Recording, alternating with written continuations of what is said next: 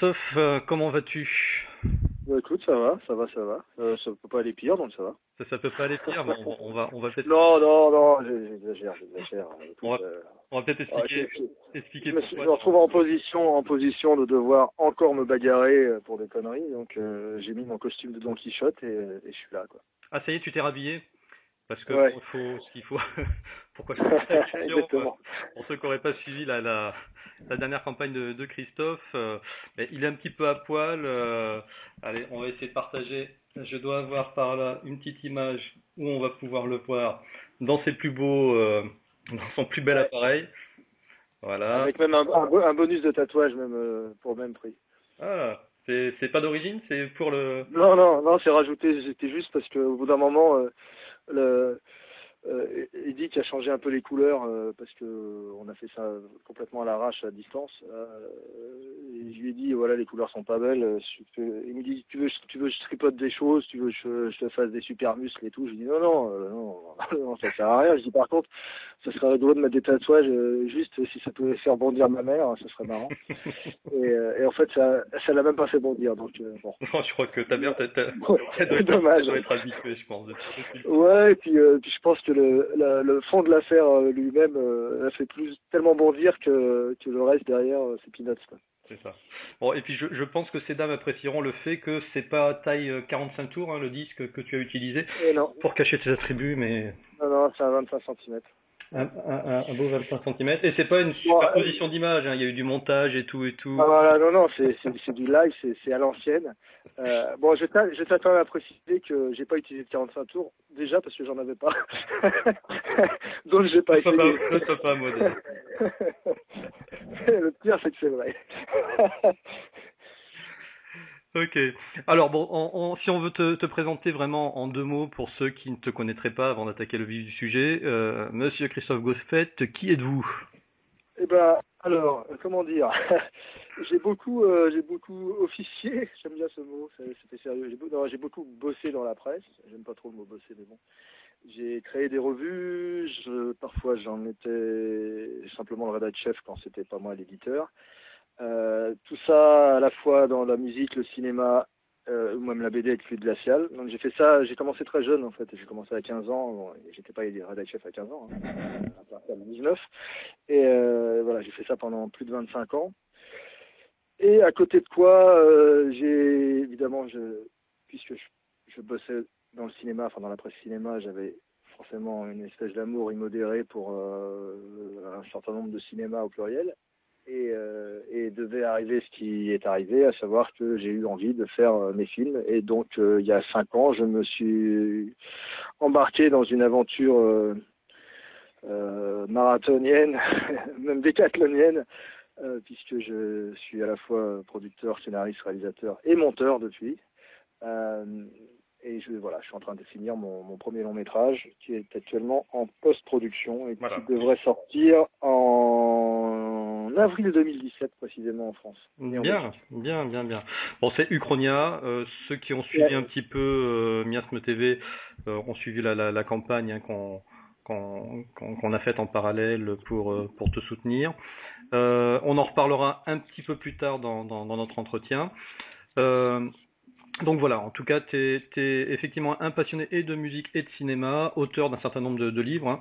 ouais, T'es en train d'en sortir un nouveau là d'ailleurs, il me semble. Ou t'en as sorti un nouveau ouais, il y a pas très longtemps. ouais. En fait, j'ai sorti un bouquin en mars qui s'appelle Édito, Chouquette Stories et autres machins, qui reprend donc des éditos, mais aussi des textes que on m'avait demandé à droite et à gauche et que j'avais jamais regroupé en fait. Voilà, donc c'est un petit tirage, c'était vraiment pour se marrer. Et puis là, je suis en train de mettre la touche finale au premier volume d'une série de 12 qui seront tous identiques au niveau de la pagination, du format, etc. Mhm. C'est vraiment une collection, pas à suivre parce que ça peut être pris dans n'importe quel sens. Ça sera d'ailleurs plutôt thématique. Et donc la collection s'appelle Rencontre, portrait, entretien. En fait, c'est pas le meilleur, mais enfin, c'est difficile de choisir le meilleur, mais dans mes 30 et quelques années dans la presse, j'ai fait plus de 1400 interviews, les deux tiers en musique, un petit tiers en cinéma. Et voilà. Et comme je suis en train de tourner la page et que je passe plutôt carrément dans le cinéma en tant qu'auteur, j'avais quand même envie qu'il reste quelque chose de toutes ces années et surtout que j'ai rencontré des gens rares qui parlent peu. Beaucoup sont même morts depuis, donc ils parlent plus. Et voilà, j'avais envie d'en faire profiter et puis ça m'a permis aussi de réécouter toutes ces cassettes que j'ai gardées depuis 1984. Que j'avais conservé, et donc de retranscrire des choses qui l'avaient jamais été. Parfois c'est des histoires de timing. Je donne un exemple. J'ai fait une interview de Lenny Kravitz avant que son premier album sorte. Personne ne le connaissait et en fait j'avais fait l'interview pour dépanner l'attaché de presse. C'était un samedi, je me souviens, c'était au mois de juin, il faisait super beau. Personne voulait venir rencontrer ce mec que personne connaissait. Il avait rien fait. Et son premier single n'était même pas sorti en radio. Et donc j'avais passé la moitié de l'après-midi avec lui. Pendant 3 heures, on avait discuté. Et il m'a raconté plein de choses qu'il n'a jamais racontées après, parce qu'une fois qu'il est devenu plus connu, enfin il est devenu instantanément connu en fait, et donc il a tendance un peu à se protéger au niveau de sa vie perso, on va dire. Et cette interview à l'époque, elle n'avait même pas été publiée parce que les différents magazines dans lesquels je bossais, on voulait pas, on sait pas qui c'est, etc. Donc tu vois, je suis revenu là-dessus et là le premier volume que je sors le mois prochain, il est plutôt centré autour du blues, un peu de folk, un peu de country, mais voilà, c'est pas des genres sur lesquels je suis beaucoup allé. En country, j'ai fait Johnny Cash, Willie Nelson, Chris Christopherson, vraiment les grands noms. Mais en blues, j'ai eu la chance de les rencontrer quasiment tous. Donc il y a Johnny Hooker, il y a B.B. King, il y a Bo Diddley, Swimming Joe Hawkins, enfin il y a tout le monde en fait. Donc voilà, je fais ces bouquins. Chaque bouquin fait 340 pages.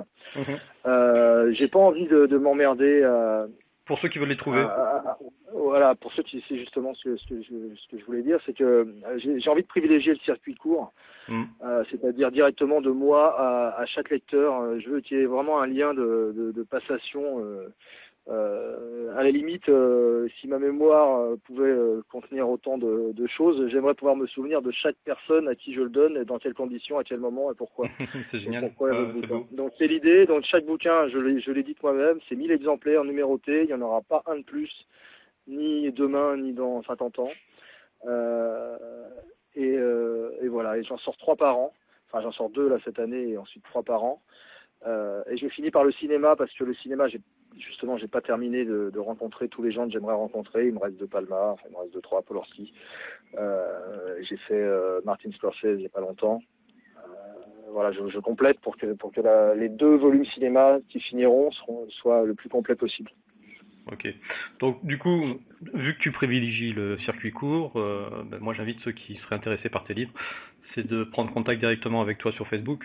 C'est peut-être le plus simple. Ouais, Facebook ou l'email. Voilà, tous les moyens sont bons. Okay. Pigeon voyageur, tout marche. Signaux de fumée. J'habite en haut d'une colline, donc les signaux de fumée. Donc tu les vois de loin. Okay. Juste pour finir sur ta bibliographie, on va dire, t'as aussi sorti un livre, il me semble, sur les films cultes, non? Que tu as réédité il n'y a pas très longtemps. En fait, il va être réédité. Il se trouve que ce bouquin, j'en suis nostalgique de plein de façons. D'abord, c'était mon premier livre hors presse, quoi. Ensuite, c'est par ce livre que j'ai rencontré Terry Gilliam, qui en avait fait la préface, et donc je l'avais contacté, il a fait la préface. Ensuite, il est venu dédicacer le bouquin avec moi. Ensuite, on a fait même une tournée promo ensemble. Et puis, bon, bref, on s'est pas quitté, etc. Mais bref, donc c'est le début de mon amitié avec Gilliam, et ça remonte à 1993. Après, le livre lui-même est devenu un peu culte parce qu'il a été réédité 2 fois à l'époque, mais ensuite l'éditeur s'est arrêté et moi j'étais passé sur autre chose, je m'en suis pas trop occupé. Et donc le bouquin est assez recherché, enfin en tout cas il y a des gens qui le cherchent. Et puis du coup j'avais envie de le ressortir et puis j'avais envie de le compléter parce qu'il y a des films qui étaient trop récents au moment de la sortie du bouquin pour rentrer dedans.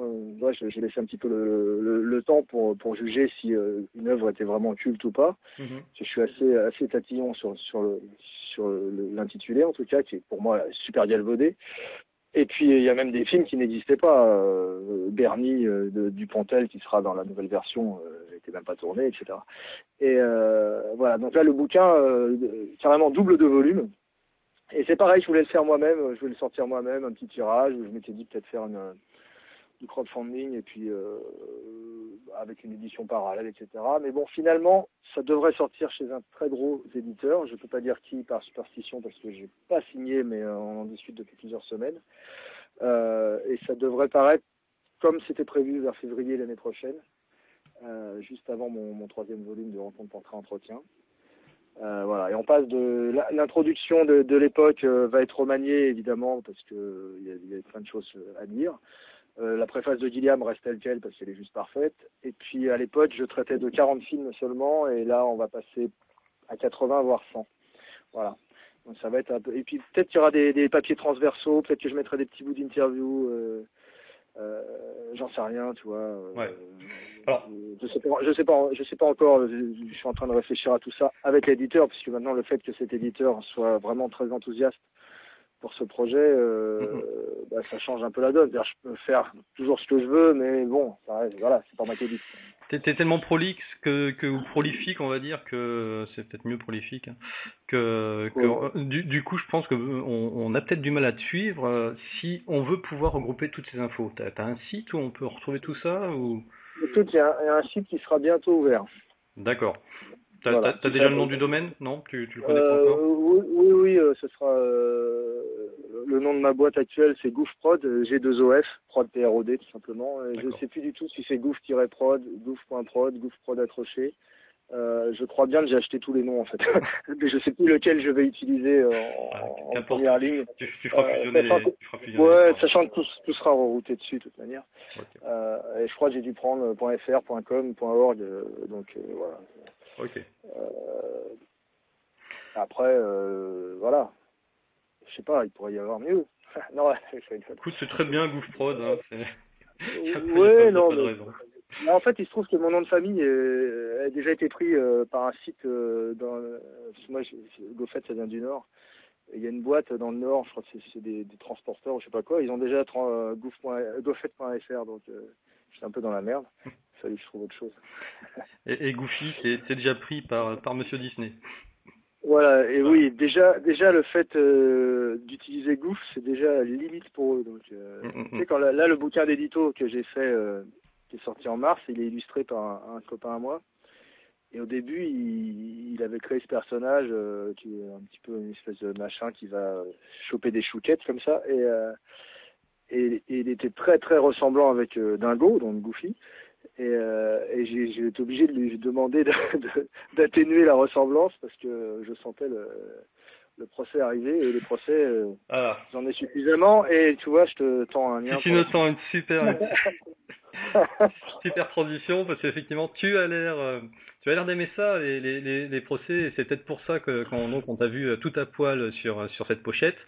Alors en deux mots, qu'est-ce qui s'est passé? Pourquoi? Parce que c'est quand même pas courant d'avoir quelqu'un qui va s'afficher à poil sur internet pour lancer un message. Qu'est-ce qui s'est passé? Alors le côté à poil, c'était un petit peu pour marquer les esprits. Oui, mais et puis, c'est l'objectif. On est bien d'accord. Tu connais très bien les réseaux sociaux. Si tu ne montes pas un peu de chair ou un chaton, il se passe rien. C'est ça. Donc comme je n'ai pas de chaton, j'ai qu'une vieille chienne en fin de vie. J'ai opté pour la presque poilitude totale. Bon, et puis t'as aussi un message derrière, c'est que le système est en train de te mettre à poil. Ouais, c'était ça l'idée. J'ai pas envie d'être à poil, mais bon, on m'y met quand même, donc j'y suis. Bref, en fait, il se trouve que par le biais de mes... Tu disais j'aime bien les procès, en fait c'est plutôt les procès qui m'aiment bien, j'ai l'impression. Ouais, en tout cas c'est plutôt les gens procéduriers qui m'aiment bien même.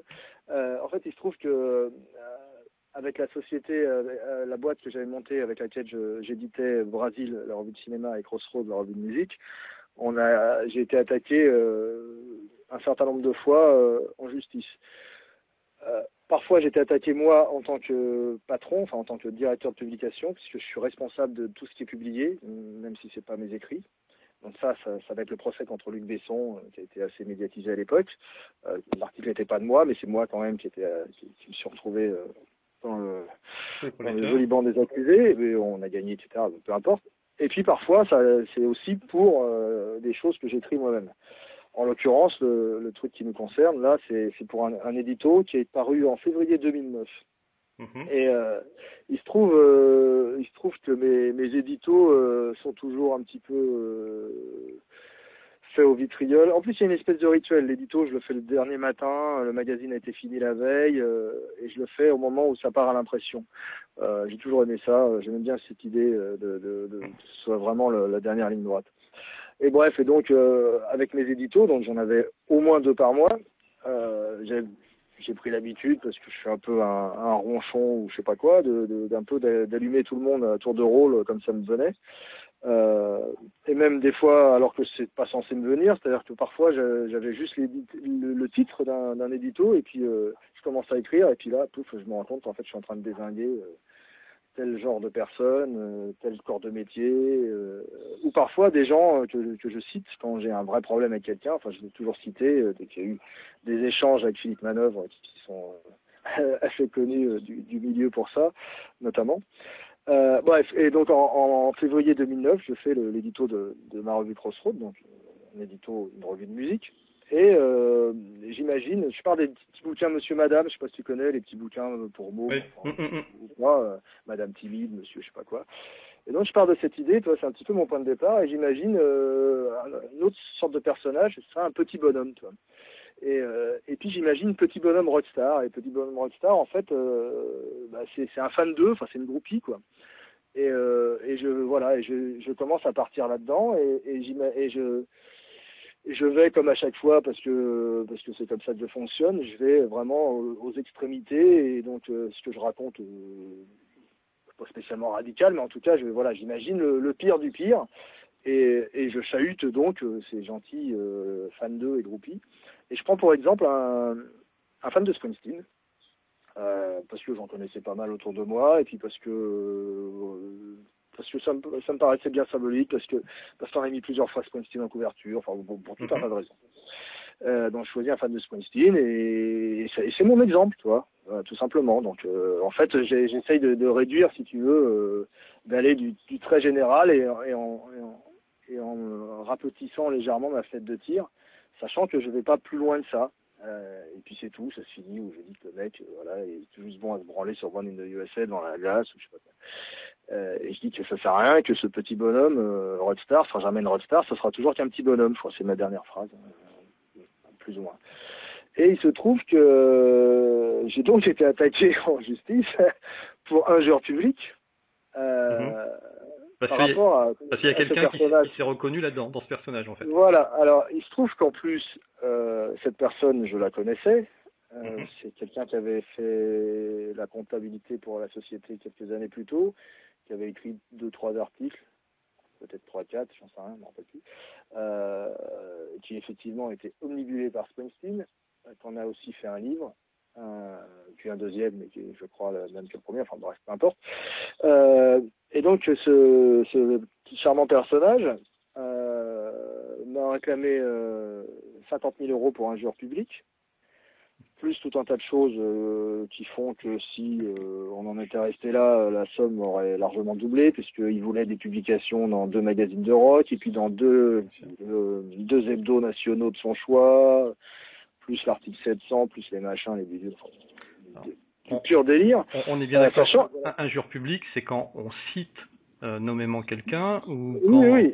Oui, déjà c'est quand on cite, et ensuite quand il peut être reconnu de façon publique. Oui, et en plus il faut déjà que ce soit injurieux. Enfin, et rien que là-dessus, moi j'ai des doutes, si tu veux, parce que le texte, je vais te le fournir, comme ça tu pourras le mettre en ligne, etc. Le satirique n'est pas forcément injurieux.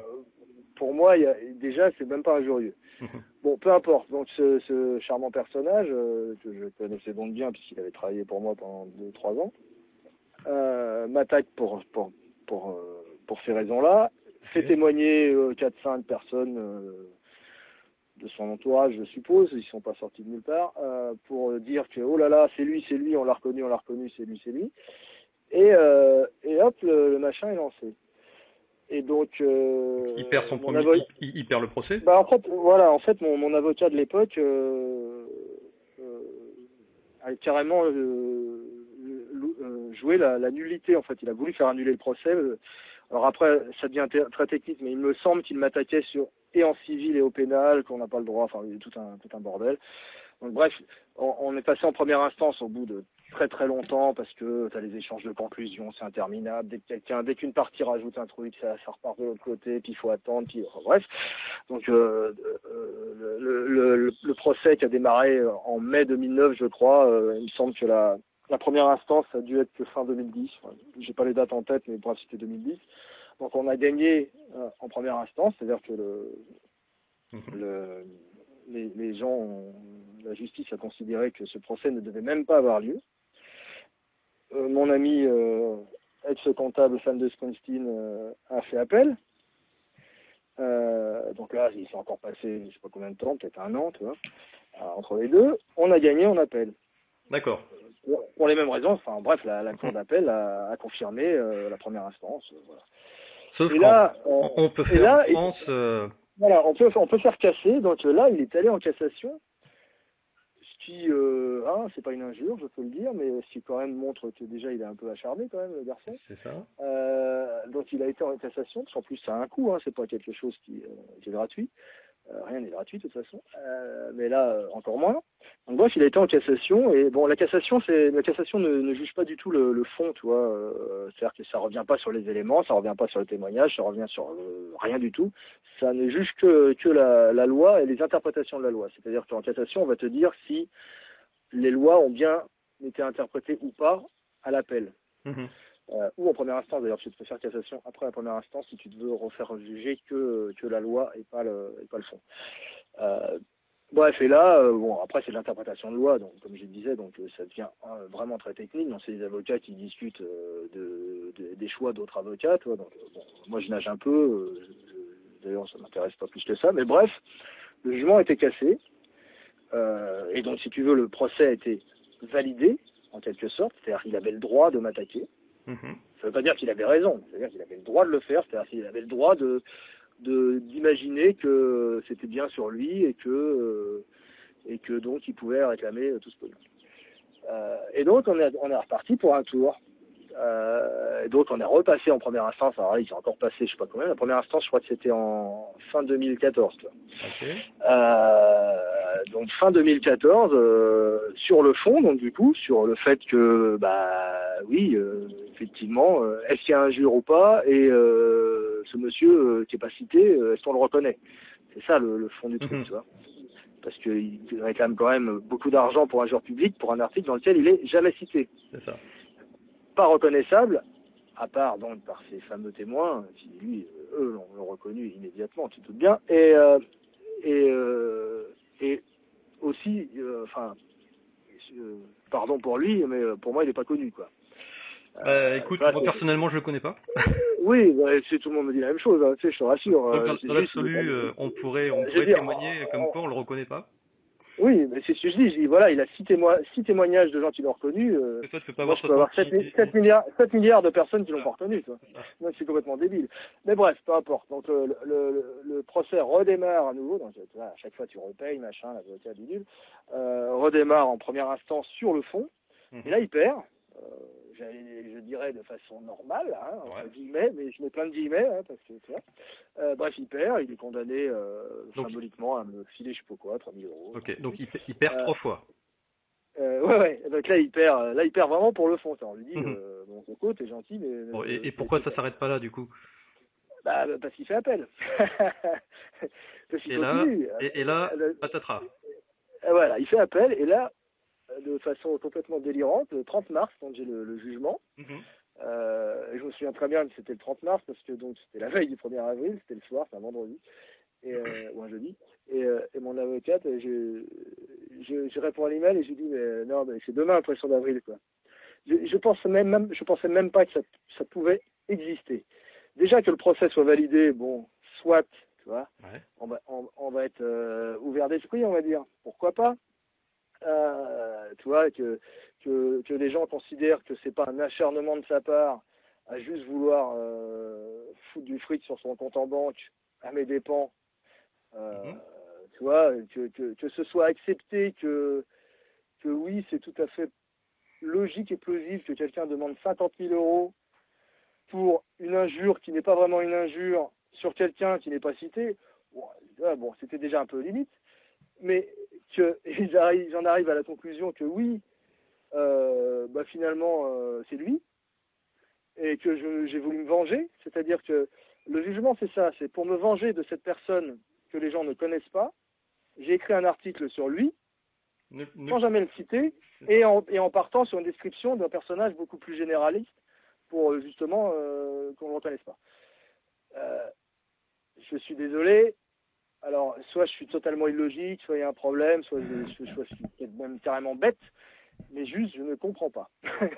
Je ne comprends pas cette logique qui est complètement à l'opposé de tout ce qui est logique, justement, et surtout, par rapport à moi, qui ai quand même l'habitude, juste, quand j'ai envie de défoncer la gueule de quelqu'un, juste je le fais, quoi. C'est-à-dire, voilà, j'ai écrit Philippe Manœuvre, c'est un gros connard, j'ai écrit quand Luc Besson m'a attaqué en justice pour diffamation, alors qu'il n'y avait pas de diffamation, d'ailleurs on a gagné le procès.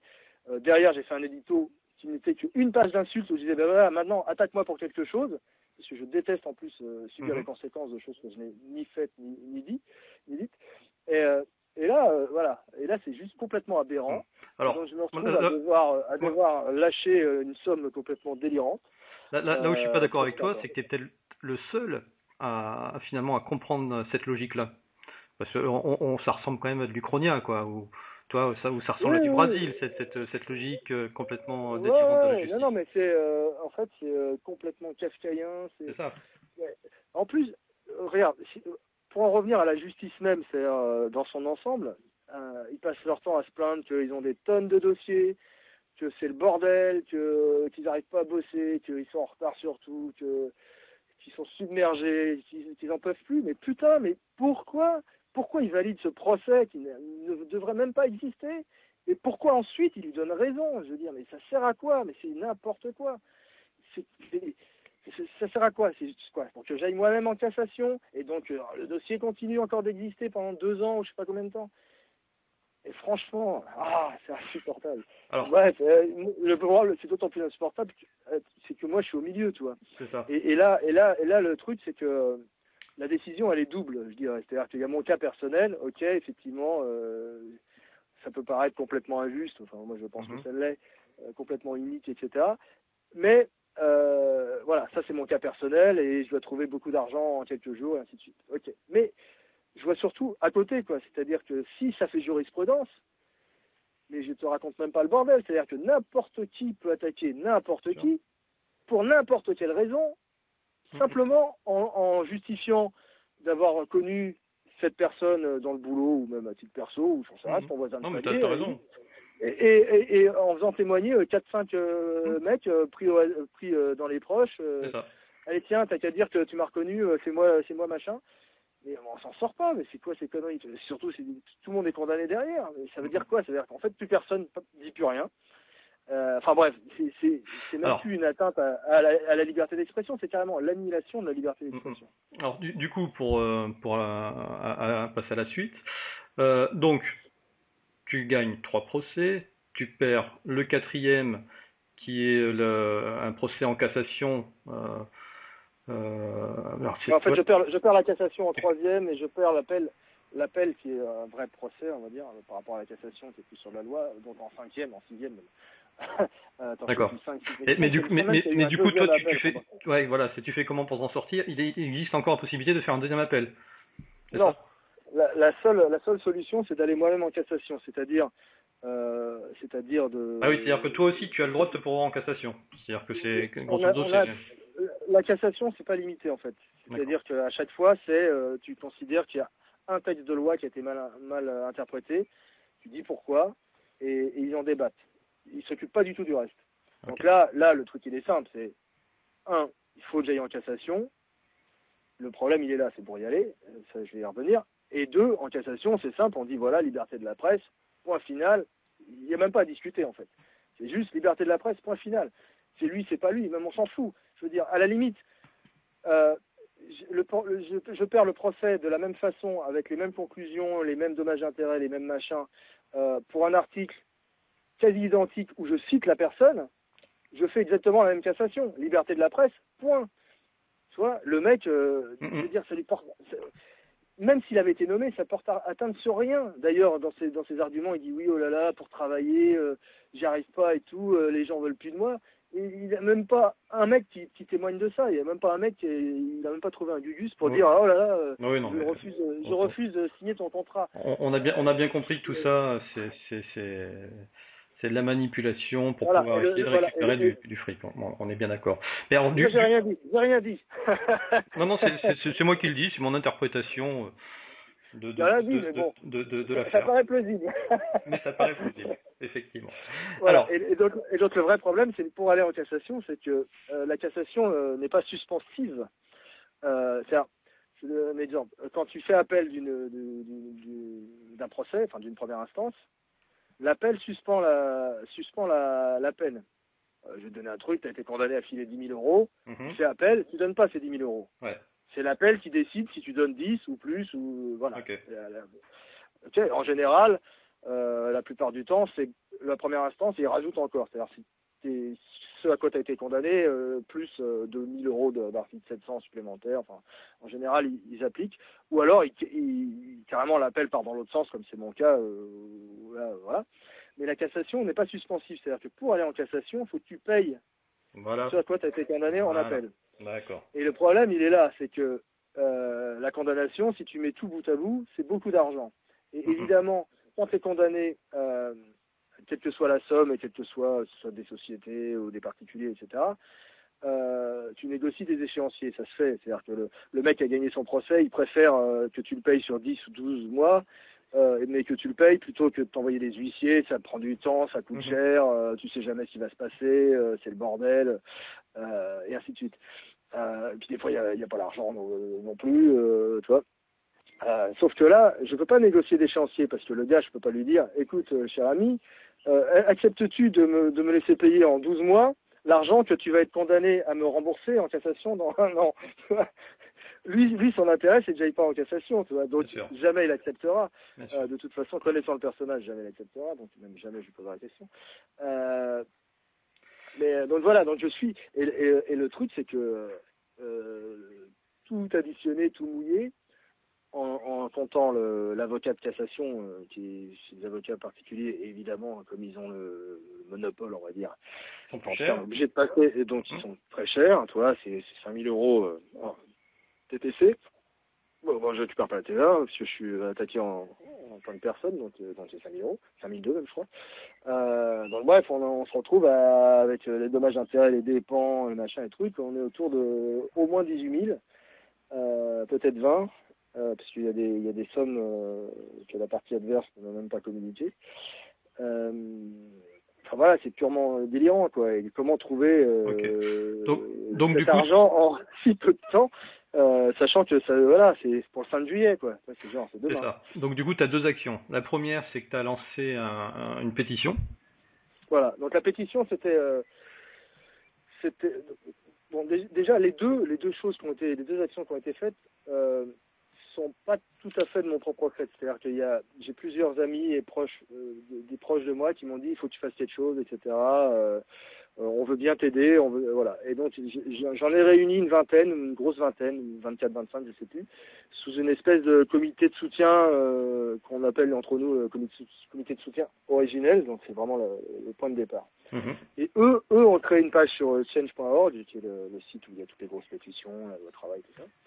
C'est assez sérieux, et donc ils ont écrit un texte que moi j'ai juste visé pour que les choses qui correspondent au procès soient précises, ou en tout cas soient pas erronées. Donc ils ont fait ce texte qui est relié à une pétition, puisque c'est un site de pétition. Cette pétition, elle est purement symbolique, elle est importante parce que c'est bien de montrer à ce bonhomme que voilà, faut arrêter les conneries, quoi. Ça va 5 minutes. Donc voilà, elle est bien pour ça, mais elle n'aura aucune influence. C'est-à-dire que même si j'ai la terre entière qui va suivre la pétition, il se passera rien derrière, tu vois.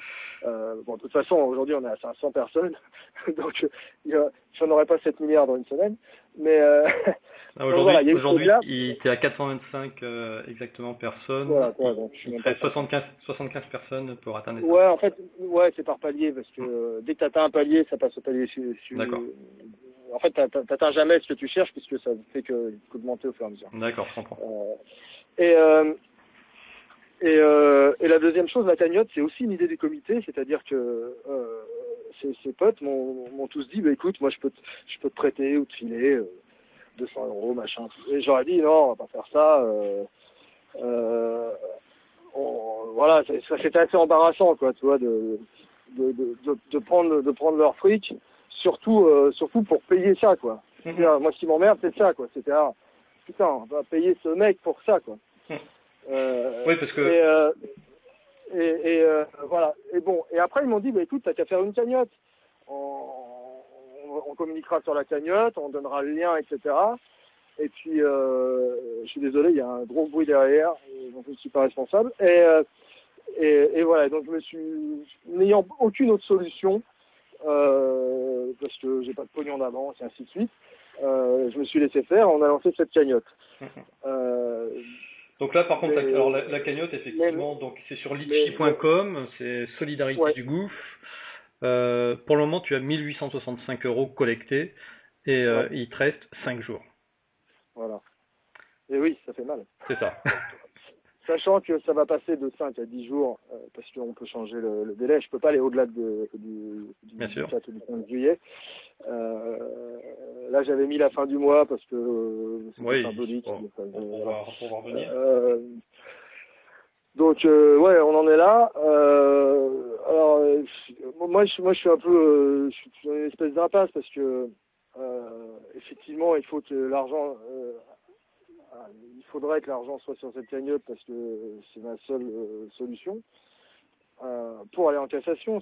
Donc, c'est ma seule solution à titre personnel, mais c'est aussi la seule solution pour que ce personnage n'ait pas raison et que ça puisse être dangereux pour la suite des événements pour d'autres, tu vois, ça fait jurisprudence, etc. Donc c'est la solution. Et en même temps, honnêtement, ça me fait chier d'aller mendier, quoi. Pour ça, pour ce truc-là, toi. C'est-à-dire, je me dis, putain, merde, quoi. C'est-à-dire que je suis en train de perdre mon temps, 7 jours sur 7, je n'arrive plus à bosser sur le reste, etc. Juste pour donner de l'argent à ce mec, c'est aberrant. Bon, en tout cas, les faits sont là, c'est qu'effectivement, tu as besoin donc de récolter, tu disais 18-20 000, c'est ça? Ouais, si je suis à 18, après, je récolte ce que je récolte, mais c'est vrai que plus je me rapproche de ce que je dois payer concrètement, et mieux ce sera. Maintenant, toi, très concrètement... Le complément, je sais pas où je vais le trouver, donc de toute façon... D'accord. Par contre, très concrètement, toi, tu t'engages à quoi si tu gagnes ton procès? Parce que si tu le perds, mais là, forcément, ça sera perdu pour tout le monde. Mais si tu gagnes ton procès... Après, moi, si... de toute façon, c'est ce que je dis à chaque fois au fur et à mesure quand je vois les noms des gens qui déboulent. Moi, je redonne aux gens ce qu'ils m'ont donné, tu vois, à partir du moment où je le regagne. Évidemment, après, si j'en regagne moins, parce que par exemple, ils ne seraient pas condamnés à me rembourser les frais d'avocat de casse, c'est possible. Bien sûr. C'est pas une obligation, si tu veux. Après, je peux rembourser au prorata, par exemple. Tu vois, c'est ce que j'ai dit, voilà, on va faire, je récupère 100% de ce qui a été donné, je redonne 100%, je récupère 80%, je redonne 80%, ainsi de suite. C'est un peu, voilà, parce que évidemment, je vais quand même m'enrichir sur un truc comme ça. On est bien d'accord, si tu gagnes ton procès, c'est pas pour partir ensuite aux Bahamas avec la cagnotte.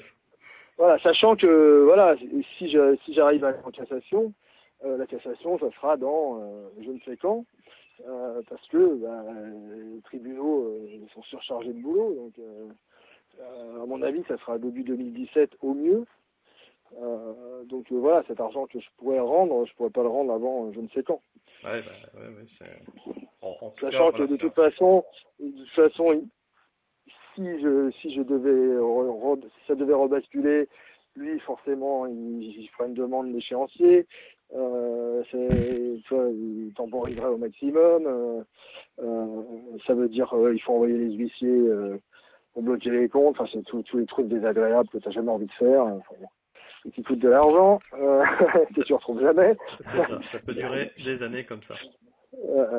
Okay. Donc, voilà. En tout cas, voilà, malheureusement, aujourd'hui, c'est la seule solution. Et c'est vrai que, au-delà de ton cas personnel à toi, c'est aussi, malgré tout, la liberté d'expression de la presse, ou en tout cas d'une certaine presse.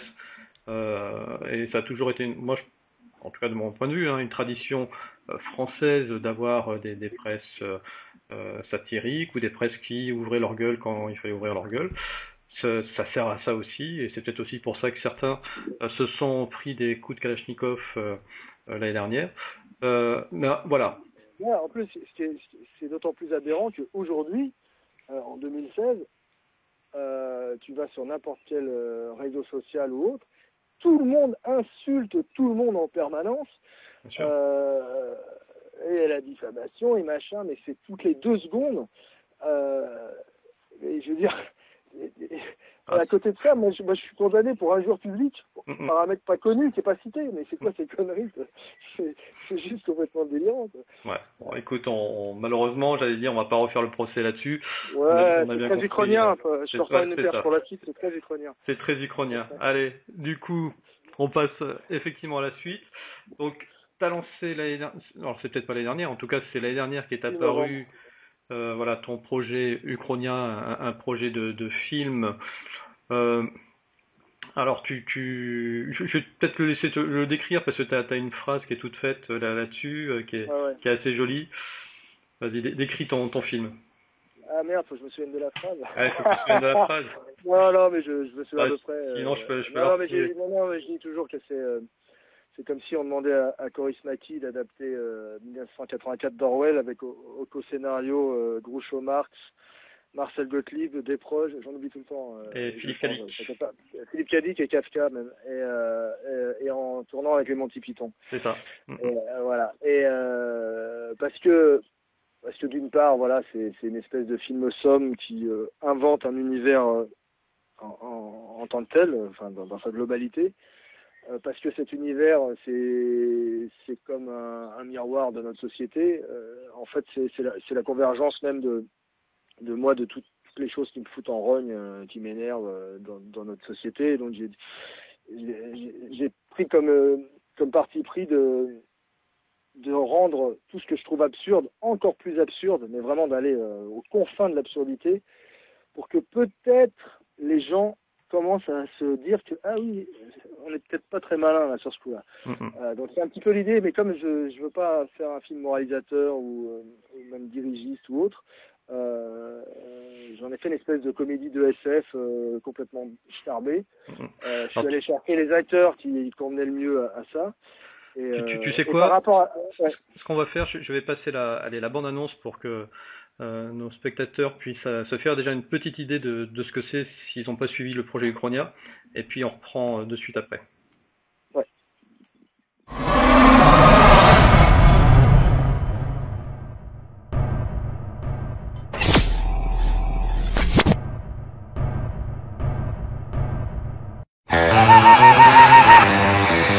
C'est un bon jour.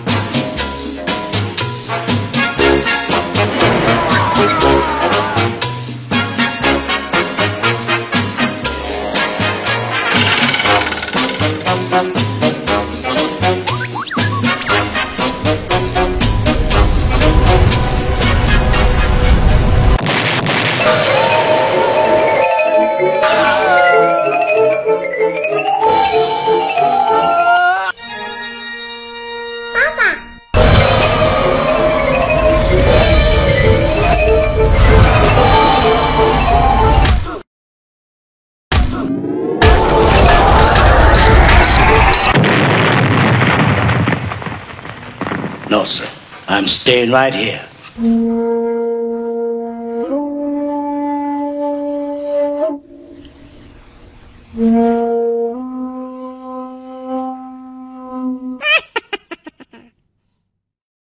Donc voilà, alors vidéo effectivement qui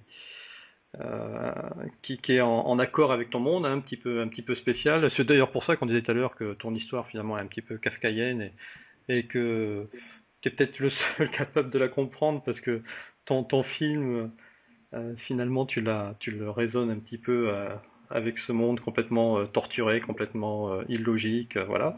Et donc on apprécie la présence de Terry Gilliam dans Uchronia, c'est ça? C'est lui qu'on a reconnu, hein, on est bien d'accord? Ouais, bah en fait, au moment de la campagne de financement en novembre, parce que je parle de Monty Python, je n'avais annoncé que Terry Gilliam, mais bon, il joue 8 rôles, donc 8 Terry Gilliam, c'est déjà pas mal. Bien. Mais en fait, depuis j'ai rajouté, j'ai annoncé, parce qu'en fait, je le savais déjà à l'époque, mais je l'avais pas annoncé, donc depuis j'ai rajouté Michael Palin et Terry Jones. Terry Jones 2 fois, donc en fait j'ai 11 Monty Python, mais avec 3 personnes, ce qui est déjà pas mal. Donc oui, il y a pas mal de monde en fait. En fait, j'ai essayé d'être logique au niveau de mon casting par rapport à ce que j'avais envie de raconter, doublement, c'est-à-dire par rapport à ce que de raconter de façon générale. Surtout qu'il y avait une espèce de il y a une mise en abîme au début du film, et puis par rapport à chaque scène spécifique pour les personnages en particulier. Gilliam, par exemple, il joue les 8 producteurs du film, dans le film, au début, vers le début. Et j'avais envie en fait qu'il fasse subir à mon moi dans le film, parce qu'en fait donc il y a le réalisateur du film dans le film, mais c'est pas vraiment moi. Alors, c'est un peu compliqué comme ça de raconter sans les images, mais bref, j'avais envie qu'il fasse subir à mon réalisateur ce que lui subit depuis des décennies avec tous les producteurs avec lesquels il a travaillé ou essayé de travailler. Voilà, donc toi, j'essaie toujours de trouver une porte d'entrée multiple pour chacun des participants, parce que le but c'est pas simplement d'aligner un certain nombre de gens connus, on s'en fout quoi.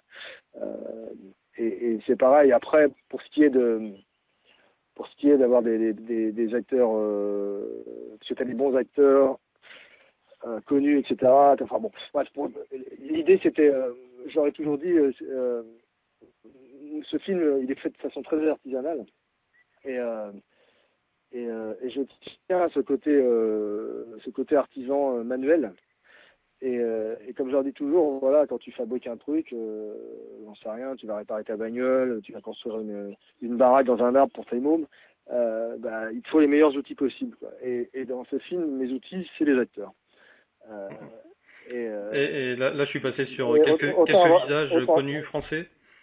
Ouais. Chantal Lobby, c'est ça? Il y a Chantal, il y a Maurice Barthélémy, il y a... Je sais plus qui j'ai annoncé, c'est pour ça que je ne vais pas faire de conneries. Il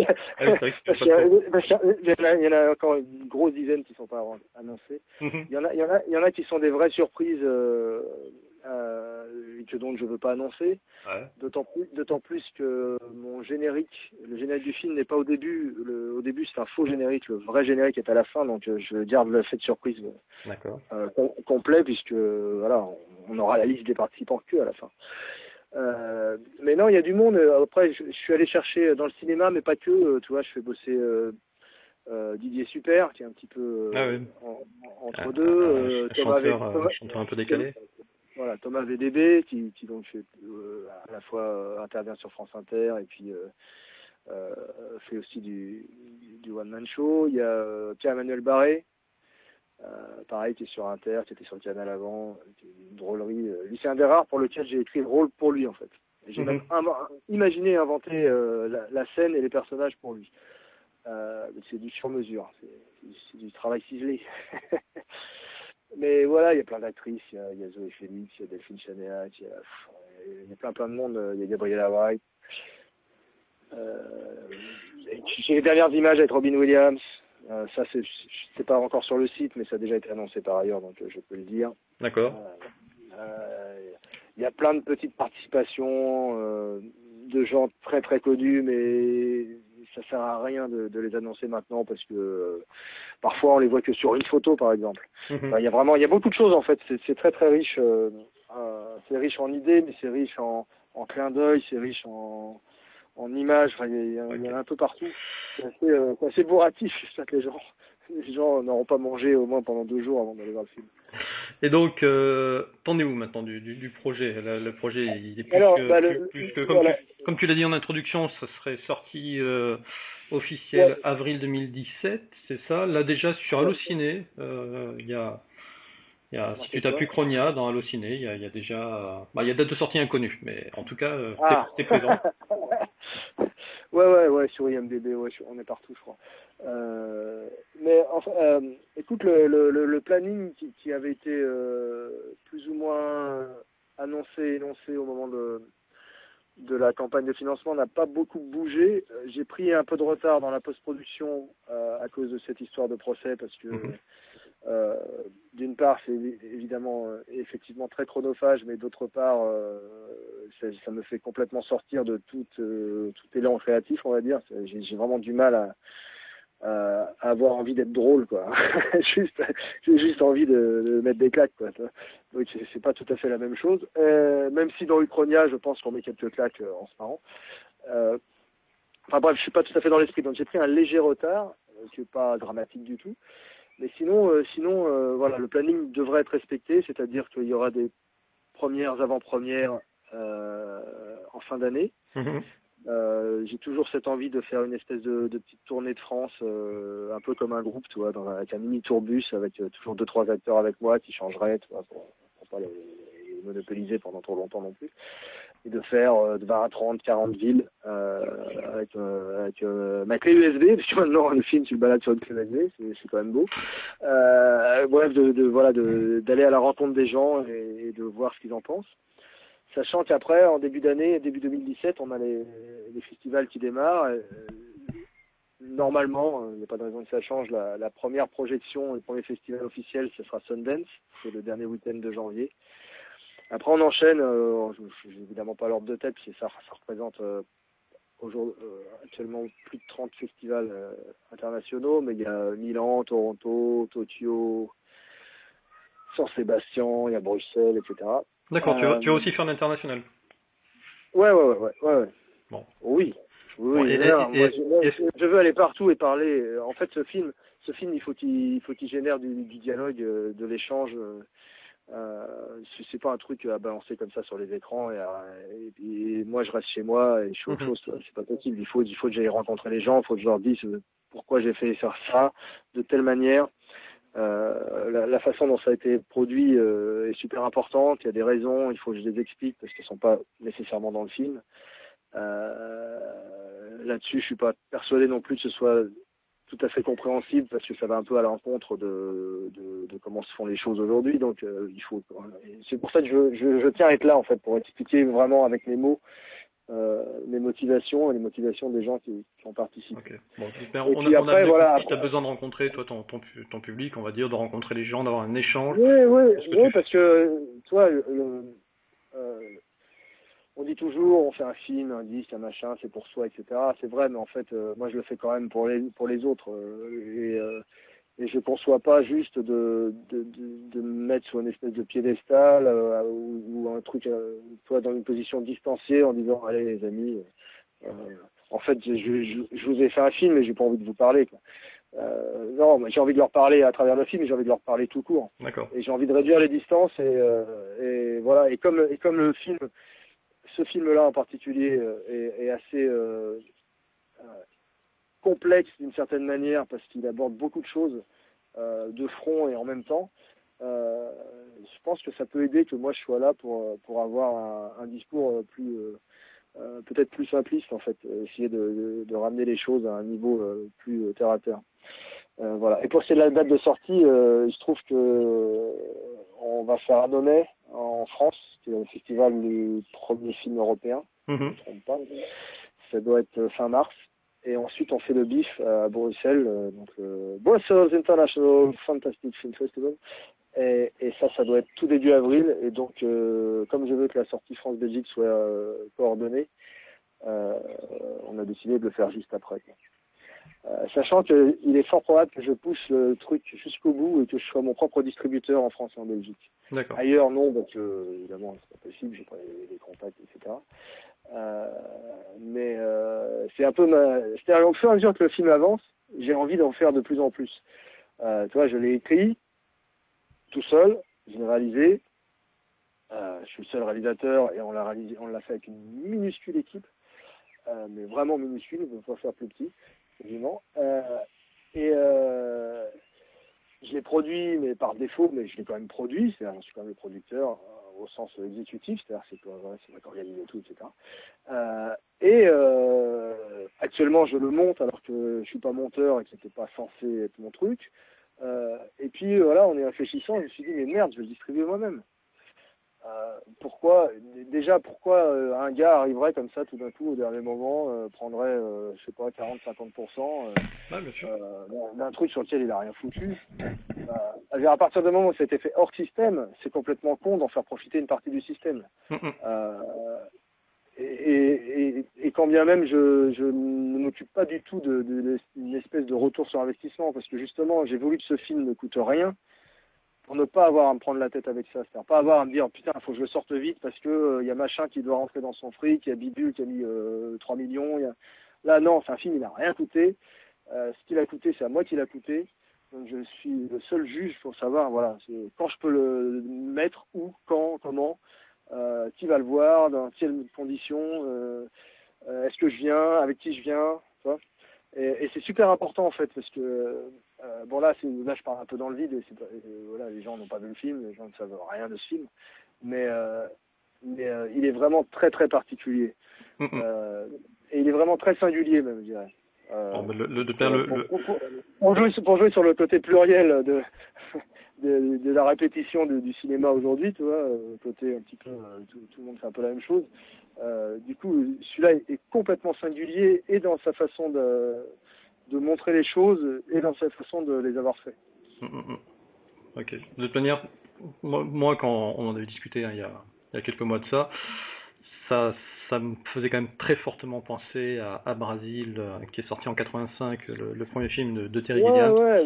Alors on est un petit peu dans cet univers. Bon. Oui, en fait, c'est très proche. Moi, Brasil, je l'ai pris dans la gueule. Je disais encore à Gilliam, pour ses 75 ans, là, au mois de novembre, fin novembre, ses filles m'ont demandé de faire une vidéo. Donc, j'ai fait une petite vidéo chez moi, qui était une espèce de message d'amour. J'adore ce mec. Et en fait, je lui racontais quand j'avais vu au Brésil, donc c'était juste avant mes 16 ans, ou juste avant mes 15 ans, je sais plus. Et voilà, quoi. J'ai vu le film à la séance de 14 heures. J'ai fini la séance par terre, mais je sais pas comment, en fait. Il y a un moment, j'étais plus sur mon siège, j'étais par terre. Et je sais pas ce qui s'est passé. Et à l'époque, on pouvait, c'est pas qu'aujourd'hui c'est super fliqué, mais à l'époque, le film te plaisait, tu pouvais rester à la séance d'après, personne t'emmerdait. Et donc, voilà, j'ai fait 14 heures, puis j'ai fait 16h30, puis j'ai fait, je sais pas, 18 heures. Enfin, j'ai fait les quatre séances qui restaient. J'ai vu le film 5 fois le premier jour, le jour de sa sortie. Et en fait, ça m'a juste retourné complètement, quoi. C'est-à-dire, pas dans le sens où j'ai découvert tout d'un coup un truc, qu'est-ce qui se passe non, dans le sens où juste ce film disait très précisément et de façon qui me paraissait non seulement cohérente mais tout à fait justifiée, il disait tout ce que je pensais de mes pérégrinations dans cette société déjà à l'époque. Et encore, c'était avant tous les procès. Oui, à l'époque n'avait que 15 ans. Les seules problématiques étaient tout autres. Okay. En tout cas, écoute, Christophe, je pense qu'on a fait un beau tour d'horizon de ton actualité, même si y a une partie qui est un peu moins drôle que l'autre. Donc, on continue à suivre tout ça. On continuera à mettre des infos sur miasme.com te concernant, et puis dès que les avant-premières arrivent, voilà, on sera là aussi pour en parler. Voilà. J'espère bien. Oui, t'inquiète pas. Bon, Christophe, merci de nous avoir consacré ce temps, et puis je te souhaite bon courage, et j'espère que que voilà, ta cagnotte elle va se remplir et que tu puisses gagner ton procès et qu'on puisse tourner la page là-dessus. Eh ben voilà, j'aurais pas dit mieux. Voilà, merci à toi. Je t'en Bonne prie. fin de journée. Allez, Ouais, salut. À bientôt.